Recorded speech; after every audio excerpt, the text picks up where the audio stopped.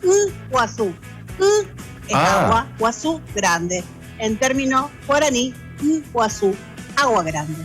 Qué lindo. Me encanta, Qué bárbaro. El por qué traemos. ¿Por qué traemos la presencia, más allá de que fue declarada, las cataratas fueron declaradas, mejor dicho, Patrimonio de la Humanidad, declaradas por la UNESCO, ¿no es cierto? Y, por supuesto, una de las 7 maravillas del mundo naturales. Estamos hablando hoy en día, 2021, de un río enfermo. Ustedes dirán por qué. Porque la calidad del agua no es buena a lo largo de toda su extensión, ¿no es cierto? Recordemos que es el río Iguazú, que viene hacia el Paraná. Así que bueno, vamos a hablar un poquito de todo esto que tiene que ver con el caudal, con la vegetación, con los animales, con las marcas históricas que verdaderamente se han registrado y que lamentablemente hace 2 años se están registrando picos extremos, bueno, por supuesto debido al poquísimo caudal de agua. Ahora en octubre se habla de que va a haber un poco más de lluvia, que se va a mejorar, ¿no es cierto?, la calidad justamente de este río enfermo del que estamos hablando. Y bueno, este conjunto de cataratas que se localizan sobre el río Iguazú, como les decía, en el límite, por supuesto, entre Argentina y Brasil. Estamos hablando de la provincia de Misiones, estamos hablando del estado brasilero de Paraná. Bueno, están totalmente insertadas en áreas protegidas. Del lado argentino está el Parque Nacional Iguazú, del otro lado el Parque Nacional de Iguazú. Fueron elegidas, como les decía, como una de las 7 maravillas naturales del mundo. Y están formadas, atención, por 275 saltos. El 80% de esos saltos están de nuestro lado, del lado de la Argentina. El 20% en el lado brasilero. Y bueno, voy a contarles que, por ejemplo, tenemos el salto más alto de 80 metros, la Gran Garganta del Diablo. No sé si ustedes lo conocen. Bueno, ¿conocen las cataratas? Sí, de vista nomás. Me han mostrado fotos, algún video. No, yo no fui nunca. Nela me prometió muchas veces, te voy a llevar. ¿Cómo, Nela? Che, ahora me parece que reabrieron. Tenemos que ir. No sería lo mejor el momento más oportuno por esto, claro, ¿no? Que estamos no sé si te vas a mojar, pero bueno, lo vas a poder ver. De última nos invitaba como unas empanadas. Se ve el paisaje tan desmejorado, lamentablemente. Bueno, voy a contarles que más allá del salto de la Garganta del Diablo, que es el más imponente, es realmente, hay un caminito ahí que lo lleva y donde se ve toda esta especie de embudo, ¿no? Que es algo que no te lo olvidas nunca más en la vida, una vez que estás ahí plantado, parado. Voy a contarles que recorriendo estas pasarelas, ¿no? Como les decía, bueno, te encontrás con esta magnificencia. Tal es así que estas cataratas son reconocidas de forma unánime como las más espectaculares del mundo. Hubo un botánico suizo, sí, Robert Chodat, que describió elocuentemente, dijo, su imponente grandeza cuando nos encontramos al pie de este mundo de cascadas, alzamos los ojos y vemos a 82 metros por encima de nosotros el horizonte ocupado por una línea de agua y un asombroso espectáculo de un océano prácticamente cayendo a raudales en un abismo casi escalofriante. Qué bien que lo definió.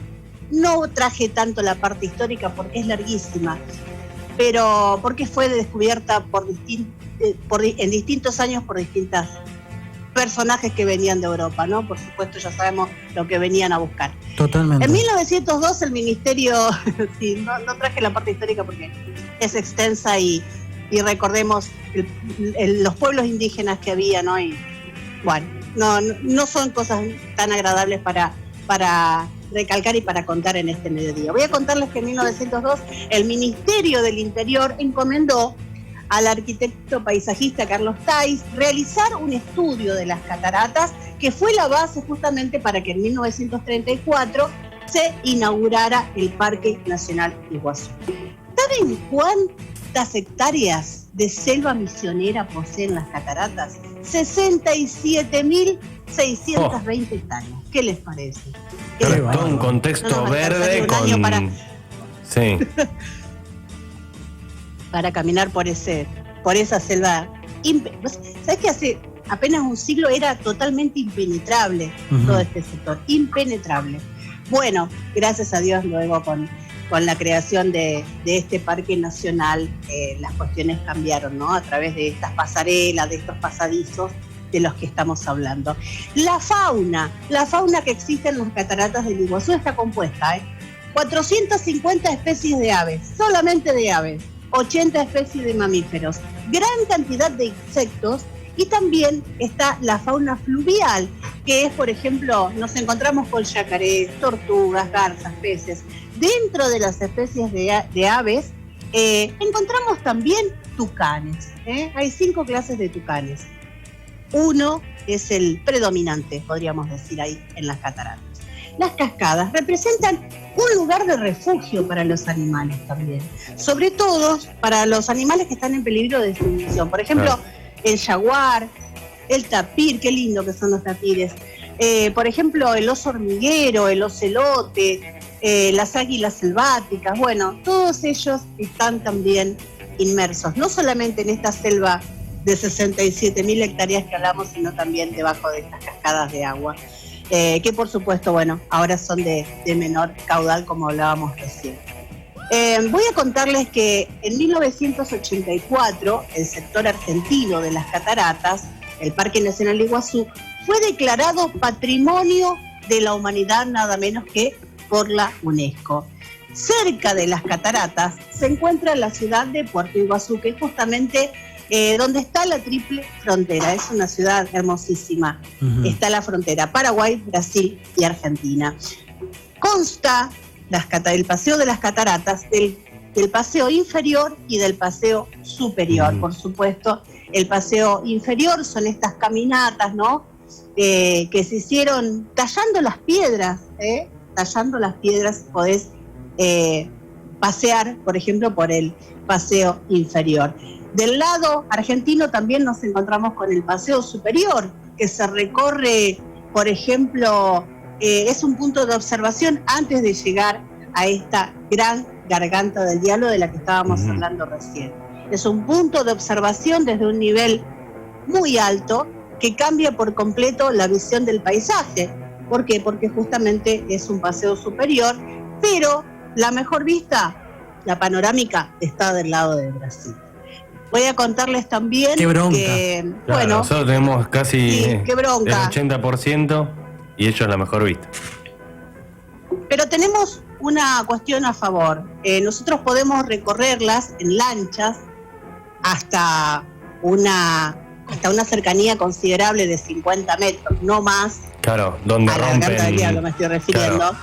Bueno, eso por suerte lo podemos hacer de este lado, que también no lo hice en lancha, pero debe ser una vista hermosa, divina, inolvidable. Sí. Y bueno, por supuesto, hay muchos saltos donde la gente pasa con estas. Claro, yo te quiero consultar, Nela, vos que tuviste la posibilidad de ir, sí.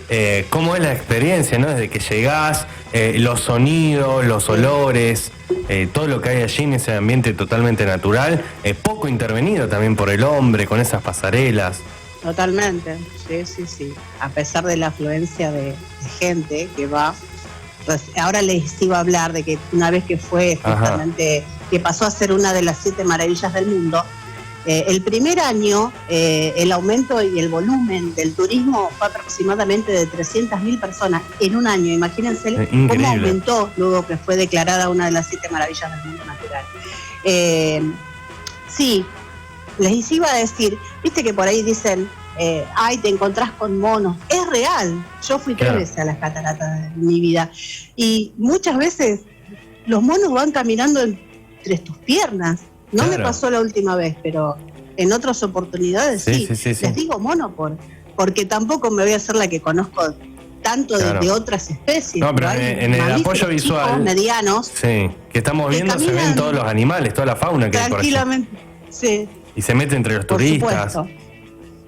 Sí, totalmente. También fui un año que, al revés, ¿no? Era tanta la masa de agua que solamente pudimos ingresar. Bueno, todo esto, uno dice, ¿no? Tenés que tomarte un tren, no es que llegás al Parque Iguazú y ahí nomás ya están las cataratas, no. Después tenés que caminar un montón, tomar un tren como 1 hora y después caminar por estos circuitos.